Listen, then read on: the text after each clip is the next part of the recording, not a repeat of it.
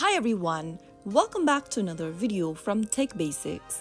In today's episode, we will be learning how to change your line color in MetaTrader 4. Changing the line colors in MetaTrader 4 helps customize the appearance of trend lines, horizontal lines, or other chart options or other chart objects for better clarity. First of all, open your MetaTrader 4 application on your mobile device and make sure to log in first.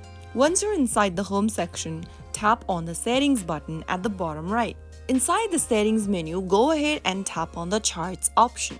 Under charts, make sure that you select line chart and then tap on colors at the bottom. Now, click on the line chart option from the menu inside colors tab. Choose the color for your line and click on save at the top right. Now get back to the charts tab and there you have your line color changed. So that is how you easily change the line color in MetaTrader 4. I hope you found the video to be helpful. If you did, make sure to give us a thumbs up and subscribe to Tech Basics for more MetaTrader 4 tips and tricks. I will be back again in the next episode. Thank you for watching.